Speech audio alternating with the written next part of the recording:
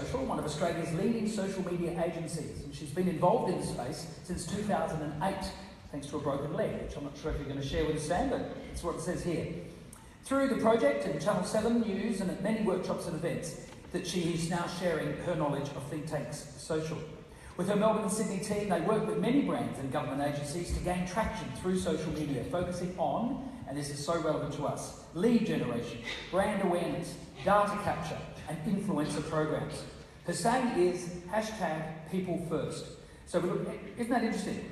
It's all about high tech, but it's people first as the hashtag. So what I'm getting as an outsider from your travel industry is that it's all very exciting and flashy, mobile and internet and access and stuff, but at the core are still people, which is why we're at this conference. Her saying is #PeopleFirst. So we look forward to hearing what she is going to say with us right now, with a focus on Thinktank Social. Please welcome Sam. Thank you. Hey, thank you. The clicker, that one there. There it is. Cool.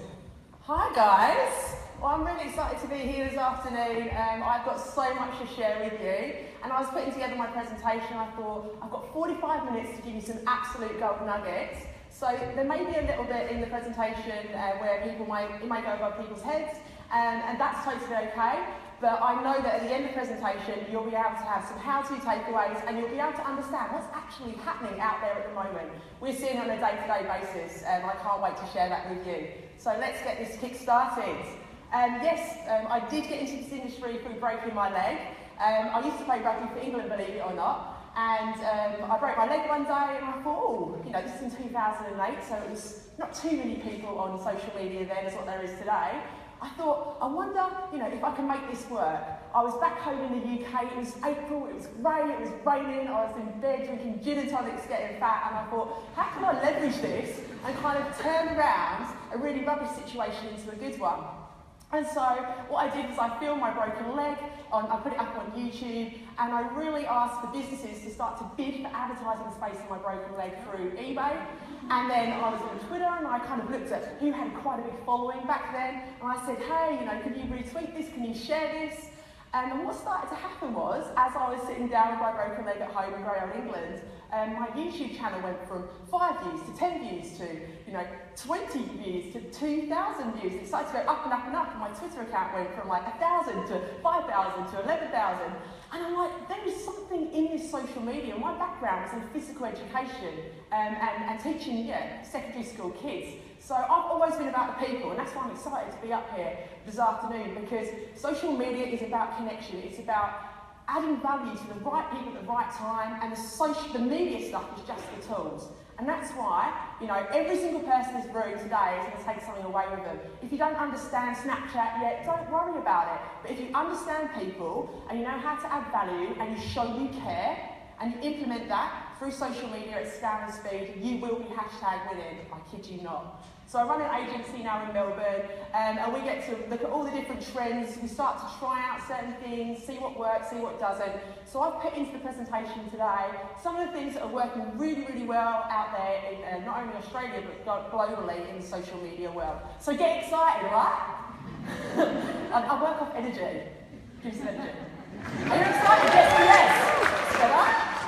So what are we going to cover? We're going to look at some of the stats. So what's happening out there in Australia's world, the day-to-day operations, so how to really get yourself set up on social if you're not already, and what are some of the things that you need to be doing on a day-to-day basis to not just play in the social space, but actually attract leads, engage with consumers, understand what makes them tick. So what are those things that you need to do on a day-to-day basis?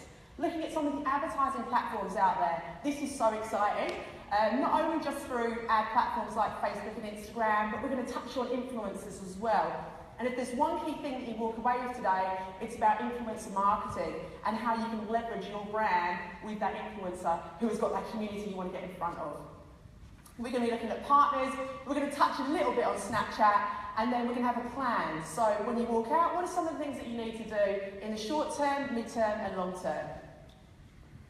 So let's look at some of the stats. As you can see up on the big screen here, we've got Facebook at 15 million right now. It is the most heavily consumed social network, and most brands tend to head there first. Why wouldn't they, right? You want to go where the people are. But then what you've got to start to remember, guys, is yes, Facebook's all good and well, but what we're starting to notice is the consumer is starting to move across to Instagram and playing in that space. And now we're starting to move across to Snapchat as well. So again, within the presentation, yes, understand that Facebook is really, really relevant, but you've really got to look at where are the eyeballs going, and you've got to be that one step ahead so you can capture their attention and really add value to them. Got YouTube up there, and 5 million active users in Australia on Instagram, and rapidly growing that tool. We've got LinkedIn, Twitter, and that flame there is Tinder. And there's 2 million people on Tinder, right? And yes, it is a dating service, but there's a few brands out there that are really innovating in that space with quirky, catchy, creative ideas. Because again, as a brand or as a business, you want to go where the people are. And if that's your market, then how can you creatively get in front of them in, I suppose, a space that's not heavily cluttered by advertising right now? So I'm sure there's going to be someone in this room who's going to go away and run a Tinder campaign, aren't they? Or not. So social media is not a fad because it's human. And if there's one thing I can get across to you all today, well actually there's 3 things that I've told you now that I'm going to get across to you today and more. You've got to be a human. So when you're engaging on social media, you've kind of got to take off your marketing hat and you've got to put your human head on. And you've got to go, what would I want to see in my Facebook newsfeed? What would I want to see on Instagram? What would make me book that trip? What would make me go into that restaurant? And when you get the psychology, then you just use the platform to get it out there. So it's really, really simple. Here are some of the facts. We've gone through those before, but yeah, Facebook facts, 47% of internet users are on Facebook. Never, this is why I get so excited, oh my God, never have we had such an amazing opportunity to be able to market our businesses, ever. We're living in a world which is full of connection and speed and scale, and we're always on. It could be 3 in the morning and someone could be searching or going down their Facebook newsfeed and they see your piece of content and they choose to make a decision to buy or to book. Like, we've never had it easier, guys. People in the 80s had to really, really hustle to get their businesses off the ground. There's no one now that, we have so much opportunity with social media. It's really about just understanding people and getting the content right. We'll cover that in the session. So let's look at the day-to-day. Why are you on social media? And that's the first question you've got to ask yourself. A lot of businesses tend to jump on it because they think, that restaurant's on it, or, that bar's on it, so I have to be on it, and they kind of follow like sheep. But you've got to really have a core understanding. Why am I on social media? For what purpose am I on here? What value am I going to add someone if they choose to like or follow me or engage with me? How am I going to add value to their life? And once you understand what it is, then you have a strategy moving forwards. So a lot of the companies we work with say, we want to be on social media because we want to create leads. Okay, we want to add value on a different level than what we do on our website and face-to-face. Great. We want to do customer service on social media. Great. We want people to be aware that we exist on social media. Great. So they understand what they want to get out of social media, and then it's looking at how they actually play in the space to add value. So it's having a plan, having some objectives, and at the end of the slide, I'm going to be talking about reverse engineering it. And I think everyone in this room, if you are serious about playing in the social media space, you've got to look at the end game and work backwards. And I think a lot of businesses look at right where they are right now and go, I have to do this stuff right now. I have to put this post up on Facebook. I have to get this up on Instagram. Hang on a minute, let's take a step back. What does the 1 year look like to you on social media? What does success look like as a business and a brand on social media? And then work yourself backwards. What are some of the things that I need to do to get started right now to get myself there? So think about it like any other marketing channel. It's no different. Look at a budget as well. So if you are playing in the Facebook space, you absolutely do need an advertising budget. I think it's like 0.8% now of people will see your post if you're not putting advertising behind it. And that is now filtering across to Instagram with a new algorithm that's kicked in, and I'll share a little bit about what's happening there. But guys, don't think social media is free space. It takes time, it takes effort, and it takes dollars. But once you get that right, it's the most amazing space to play in because you're spending time with people. And yes, there's good and there's bad to it, but if you get your strategy right, and you deal with crises in a way that's smooth, and you plan this all out, then you can really take the brand to the next level. It's a beautiful space to play in. And we've discussed the goals as well. So I'm guessing everyone in the room, if you are on social media, you've got goals, right? Hands up if you're using it for lead generation. We're in a safe environment here, guys. Put your hands up. Okay, like a few. What about brand awareness? Okay, a lot of people use it for brand awareness. What about customer service? Great. And what about like data? So consuming data, like analysing that stuff, understanding who your audience and your market is. Great. So quite a lot of people are using it for the right reasons. So you've got to understand who your brand is. Everyone right now, have a think about this. Do you know why you're on social media? Or are you just doing it? Because if you don't know why, then you need to reverse engineer it and understand why you're on there. For what purpose? How do you add value every single day? How do you collect that like? If someone's actually bothered to engage with your content or like your content, do you get back to them? Do you acknowledge them? And I think it's the 1%ers, you know, where we see brands just go next level because they care about people, they say thank you. If someone's liked their Instagram account, they'll sometimes go back and have a look at a few of the photos. If relevant, they'll go away and like it. Or maybe if someone's commented on their Instagram account, they've said thank you backwards. Or they've found a hashtag somewhere on Instagram and actually acknowledged all of those pieces of user-generated content that have been put up. And if that's going above people's heads now, that's okay, but syncing with you later. And for other people, you're like, yeah, I totally know what you're saying, Sam. KPIs are really, really important as well. So understand, it's not about the like anymore. I have to just put it out there because we work with so many different, I suppose, marketing managers that are focused on getting likes. Likes are not that relevant anymore. So don't focus on the like, focus on the substance.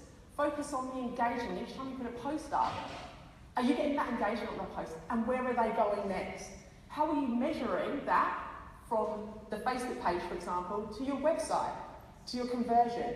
I engaged with this person 2 times, they've come across now to the website, they've stayed on the website and now they've booked. Like, once you start to understand that, that's meaningful data. The likes really aren't that important. And again, at Thinktank, we've just noticed over the last year, people are lazy. Like, sometimes you can put some great content out there, and we're living in this kind of scrolling generation that we're seeing not as many people are even liking or engaging with it. They've probably seen it, but they can't even be bothered to press like anymore. That's the kind of society we're moving into. It's crazy. So unless you've got some content that's really just going to grab their attention, like you just have to rethink about what you're putting out there. And that's why I get excited about Snapchat, because that is the channel that you can grab attention on. You have to, right? The image goes in a certain amount of time, or the story goes in 24 hours. And I think every single person within this room really should consider looking at a Snapchat strategy. The eyeballs are moving that way. You don't have to spend for advertising there, and you can grab their attention. So you could do behind the scenes at the event. You could do making a cocktail, for example, or Bendigo, and you get an influencer, someone that's got a big following on Instagram, and they take over your Snapchat for the day. And they're taking you around, and you're like seeing all the castles and the greenery, and that's the type of creativity that people do want to watch. So definitely have a look at Snapchat. It's a power player right now. So how often should I be posting? This is really, really generically speaking, but on Facebook 3 to 4 times a week. You really don't need to be posting any more than that. Because think about it like this. 1 post is probably for brand awareness. You'll have to put an advertising spend behind it. 1 post could be for lead generation, so engaging with the consumer and then sending them off somewhere else. 1 post could be education, and maybe you just need 3. But each post has to have some money behind it. So if you haven't got a budget in place, then you have to really look at that if you want to fly out on Facebook. And I reckon, why not? Invest your money there. That's where the people are. Like, if you look on the train, where are the people's eyes? On their mobile phones. When you pull up at traffic lights, where are the people's eyes? They shouldn't be, but they're on their mobile phones, a lot of them. So if you can grab them in the moment and get your message out there, and get them to do something, whether it's to share, whether it's to comment, whether it's to go to your website, whatever it is, you've got them. Instagram 4 to 5 times a week. Again, you can post a lot more than that on Instagram, but there is a new algorithm that's coming in now, so the more relevant content will come at the front, and then the rest will drop down, whereas before, if someone posted something, right, you'd immediately see it. That's all changing. Facebook and Instagram, so they're going down that whole model as well. And of course, you can advertise on Instagram. Twitter 4 to 6 times a day. Twitter is a really resource-heavy platform. Look, it's amazing for events like this. I've been reading through some of your tweets and actually reading the hashtag and what people have been saying there, and it is brilliant for that.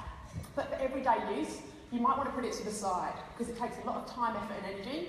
And the life of a tweet is very, very short, whereas Facebook, you can have it for 24 hours, you can have it for 48 hours if you put advertising spend behind it and carry it across. Make sense? Don't write off Twitter, just think about the resources that go behind it. And Snapchat, one story a day, like putting together those pieces, behind the scenes, this is what it looks like, Snapchat takeovers, getting people's attention, bringing on board more people to your Snapchat account from Facebook and Instagram and offline as well. So there are the channels, and that's how you should be posting, or around about that many times. When is the best time to post?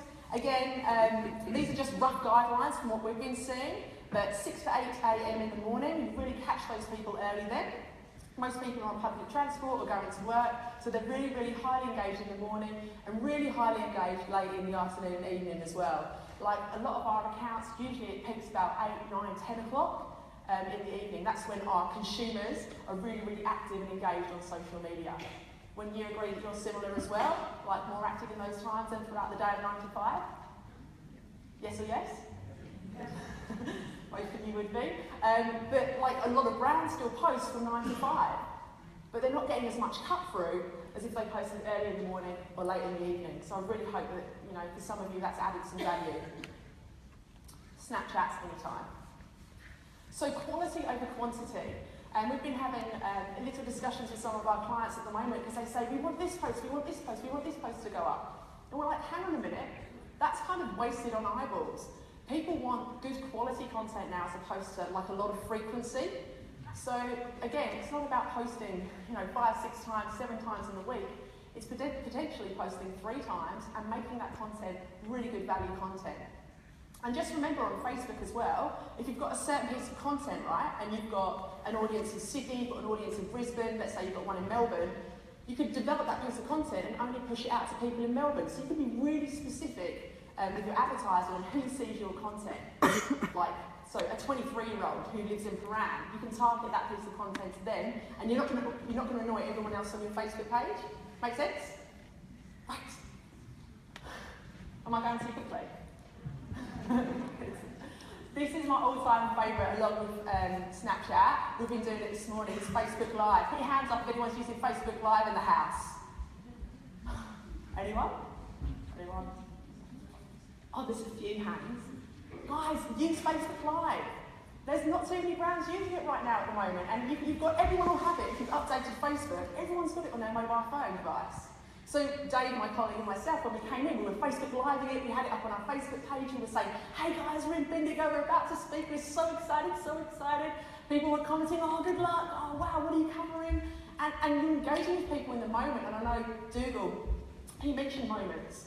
People are so impulsive these days, and if you can showcase this through Facebook Live in the moment, get engaged with it. If you could do a live Q&A before a launch, use those tools available to you. Because Facebook Live right now is getting us the most engagement on our posts and actually encouraging people to have conversation. So just think about how you could use that tool. It's a really, really strong one. Oh, and yeah, there's who's into Pokemon? Anyone? we bumped into a guy who must have been about 65 and he was holding like 2 shopping bags and he just came over and goes, have you been catching Pokemon? I was like, ooh, actually we have. But the reason I'm talking about this is you want to kind of leverage off the trends. So what's happening right now? Everyone's talking about Pokemon, right? So if I was a restaurant, like why wouldn't I have a Pokemon stop and be relevant and then, you know, promote pieces of content to come to the Pokemon stop to, I don't know, drive them into the restaurant, for example. So look at the trends that are happening. Yes, it's Pokemon. And start to leverage off of that. And you'll start to find those trends anyway through Twitter and you'll read it through the news and what's going on. There's another one which is called, there's another one, it's called tutting. It's like dancing with your hands. Has anyone seen that? No? Just me then. It actually is it's going on from YouTube at the moment. But I thought, how clever. And we were speaking to a watch company and they said, oh, they might leverage off something like that, you know, because it's bringing the attention to the watch, but then, you know, like leveraging off the trend of tutting and dancing with their hands. Guys, you get it? Totally feel like I'm not resonating with anyone in this room. The rise of the social media algorithm. So what an algorithm is, it's like a sequence of movement, I suppose, that Facebook and Instagram and other social networking tools are put into play because they want to make sure that you get the most relevant content at the right times. But what they've also started to do, because obviously they've got a lot of information, and brands like us bid to get into that newsfeed, is they've made sure that as a Facebook user, you still get to see, like your mate getting married, or your girls on a night out, but also you're going to get to see stuff that's relevant to you. And right now, video is really showing up well in the Facebook algorithm. So if you've got content, and I know I'm just focusing on Facebook right now, I can branch out. If you've got content, think about how can you develop that content through video. It doesn't have to be like pristine content, but video content is really sticky, and Facebook seem to like it at the moment. So what that means is they start to show it in their algorithm. So as opposed to showing it through a visual or piece of text, think, can I actually record that and upload it into Facebook? You probably start to get a little bit higher in the algorithm. And also, brands are bidding for space in our feeds as well. I was thinking about this the other day, right? Think how much information we give a social networking site. Look, if I was walking down the road and I just said to you, for example, hi, what's your name? How old are you? Are you married? What's your email address? What are your interests? What football team do you support? You'd probably be like, this lady is from England and she's clearly really weird. But that's what Facebook's doing, and that's what social networking sites are doing. They're like, thank you, thank you, thank you. I've got all of this information.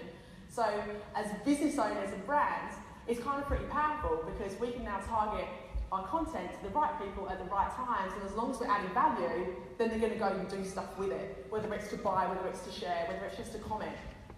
But this algorithm is really coming into play, and it's starting to filter across to Instagram. So just be aware that if you're just posting on Instagram, you're probably not going to get as much traction as if you're actually reaching out to people and commenting on their Instagram profiles. And I think it's a good thing, because I think at times we can all be a bit lazy, just posting stuff and, we put some ad spend behind that, she'll be right. Good old Australians, she'll be right. But if we actually are hungry and go, hang on a minute, where's our market? Let's go and engage with this person here. This person's used our hashtag, let's go and engage with this person here. Instagram likes that, because now you're starting to engage with people on their channels or on their Instagram profiles, and it slowly starts to rank you higher in the feed. Did that make sense? Hopefully it did to some of you. But now you're aware of it, because there's a lot of brands out there that don't know about the Instagram algorithm changing, and I haven't really made it official yet. We've just noticed it. So the keys to success on social media. Number one, be human. Be a person. People want to deal with people. They don't want to deal with logos and brands. So this is why the whole trend around influencer marketing is coming in, and I'll touch on that really shortly. Oh my gosh, I've got 13 minutes left. Know why you're there, so understand, for what purpose are you there? Are you going to give an incentive, an offer, a deal? Are you just going to make someone smile? Or are you going to present an amazing piece of photography that just inspires them? Like, why are you there? And you've got to be different in 2016. You can't just be posting the everyday average content. It's got to be a little bit different, a little bit special. Appreciate every single follower. And I know it takes time, effort, and energy, but it's like me in this room. If I actually went around to every single person, had a conversation, and helped you get what you want, I get what I want. And that's like social media. You help enough people to get what they want, and you get what you want. But it's going the extra mile and showing you care. And I think sometimes that's so much better to spend that time as opposed to just spending big bucks on maybe traditional media. If you invested that time actually into one-to-one or one-to-many, your brand will fly. People love that. We love that, right? Someone acknowledges us. So reactive marketing, and this is, I've already spoken about the Pokemon before, but basically the whole purpose of this slide was just to look at what's happening in the marketplace and be relevant. Because again, people like relevancy, and if they can acknowledge you and they feel like they can connect with you, they're going to probably buy from you or at least share anything you're doing. Who's heard of the digital shadow? Here you go, digital shadow. It's really important, guys. It's not just like digital lingo. So the digital shadow is what everyone else is saying about you. So your digital footprint, you would have heard of that, right? Is the content that you create and the content that you want to put out into the marketplace. The digital shadow is myself, for example, coming into a cafe and taking some photos and putting it out on my Instagram account and giving a review and going, oh my God, I've just had an amazing experience. Hashtag winning, or something like that. So when people are actually talking about you, they're creating a digital shadow, and that's important. And the smart brands and the smart people in this room will focus more on that. How do you track that? More and more people are now using hashtags.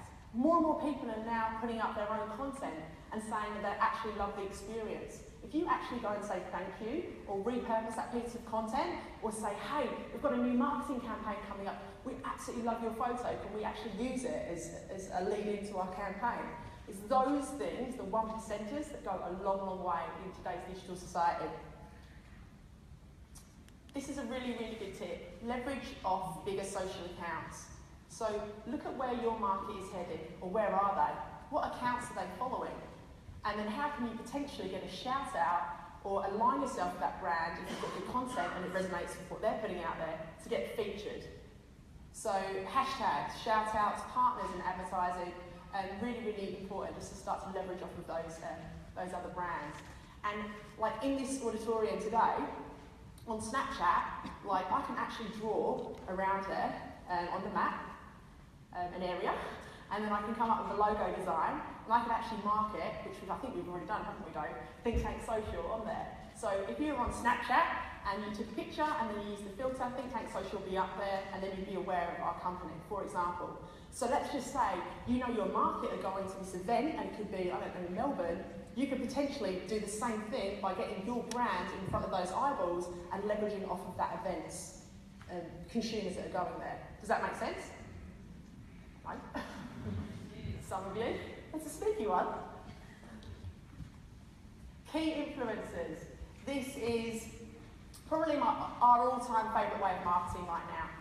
So we go, all right, this is the brand, this is the objective, and the objective is lead generation. We want people to book for accommodation. So then we look at the market. What does that look like? How old are they? You know, where do they live? And then we look for the influencer. So an influencer is someone that has a big following that we want to get in front of. So remember right at the start, I said when I broke my leg and I did that little recording, I was trying to find people on Twitter that had a big following. And I got that video in front of them and they started sharing it. It's like a sneeze effect. That's probably the worst words to describe it. It's like, it spreads. I've got really good germs. And it's the same thing with influencers. So if you can connect your brand to that one person, and they've got a whole bunch of people in front of them that like